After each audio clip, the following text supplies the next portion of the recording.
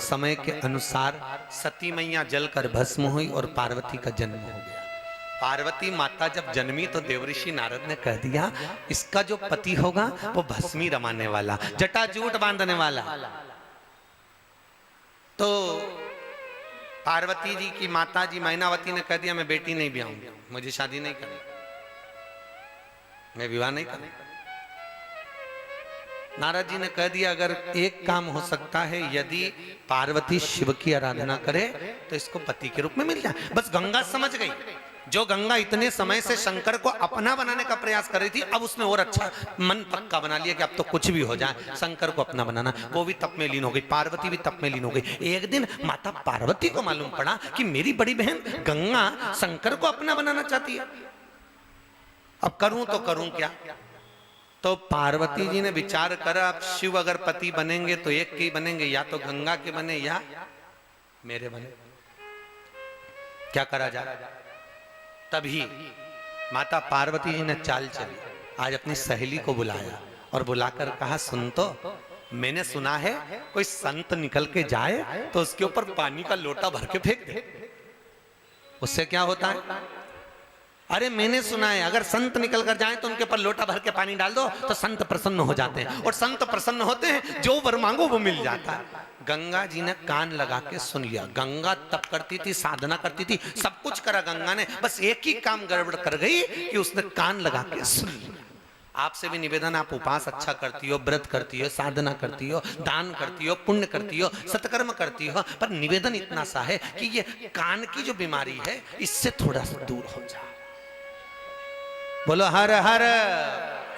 अच्छा जम के बोलो जरा, दमदारी से बोलना चाहिए। महादेव, आखिरी में शब्द है देव। देव का मतलब है गाड़ी देव, बंगला देव, जमीन देव, जायदाद देव, छोरा देव, बहू देव। तो देव शब्द अच्छा दम से बोलना चाहिए।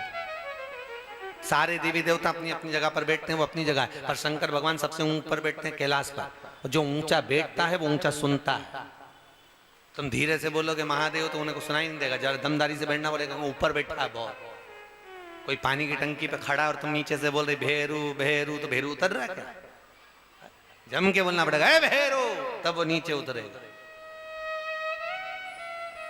तो दमदारी से बोलो दोनों हाथ उठाकर हर हर। भगवान शिव कथा कर। अब पार्वती के लगा, माता पार्वती चित्तव्रत, क्या करूं।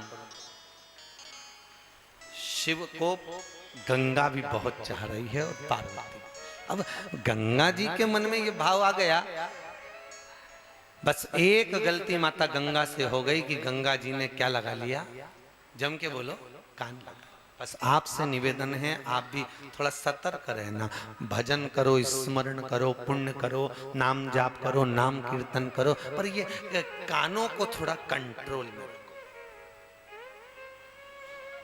कई लोग, दुनिया के लोग तो इन कान को तो डस्टबिन की तरह यूज कर रहे हैं, कचरा डाले जाओ, निंदा बुराई चुगली जो मिले सब डालते जाए, सब डाल, जो भी पड़ोसन आए पहले डाल के जाए।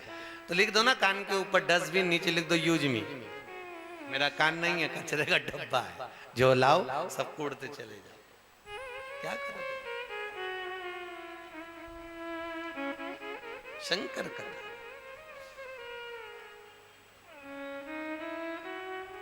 चलिए, पार्वती जी ने सुना कि किसी संत पर, किसी साधु पर, किसी गुरुजन पर, किसी सन्यासी पर लोटा भर के पानी डाल दो तो संत प्रसन्न हो जाते। वहीं से दुर्वासा बाबा जा रहे थे, गंगा माता ने लोटा भर के पानी उन पे फेंक दिया। फेंकते से दुर्वासा बाबा को क्रोध आ गया और क्रोध में लाल होकर बोले री अरे गंगा, तो हिमालय राज की बड़ी बेटी और तुझमें इतनी बुद्धि नहीं कि संत का सम्मान कैसे करना चाहिए।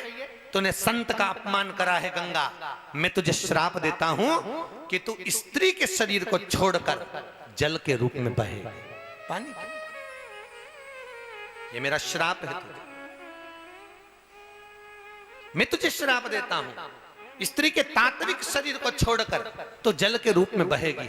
गंगा की आंख में आंसू भर गए और रोने लगी, ये मेरी बहन ने मेरे साथ क्या कर दिया। इतने में गंगा को क्रोध आया कि मुझे जो श्राप लगा मेरी बहन के कारण लगा है। गंगा जी ने हाथ में जल लिया, जल लेकर माता गंगा अपनी बहन पार्वती को श्राप देने वाली थी। इतनी देर में भूत भावन भूतेश्वर भगवान शंकर आकर खड़े हो गए। शिव खड़े, भगवान शिव ने गंगा जी को रोका, अरे ये गंगा रुको। गंगा बोली, प्रभु आज मुझे मत रोकना, ये पार्वती ने मेरी छोटी बहन ने मेरे साथ में छल किया, आज मैं इसको श्राप दूंगा। शंकर भगवान कहते हैं गंगा तो इसको श्राप मत दे, क्योंकि मैं इससे विवाह करूंगा और श्रापित नारी से मैं विवाह करूं ये श्रेष्ठता नहीं, तो इसको छोड़। गंगा जी कहती हैं मुझे जल के रूप में बहने का श्राप मिला। शिव कहते हैं चिंता मत कर गंगा, तूने इतना तप करा, इतनी साधना करी, इतना भजन करा है, तो चिंता क्यों करती है। हे गंगा मैं तुझे वचन देता हूं, मेरी जितनी औलाद होगी, जितनी संतान होगी, गंगा पार्वती से नहीं तेरे जल से प्रकट होगी।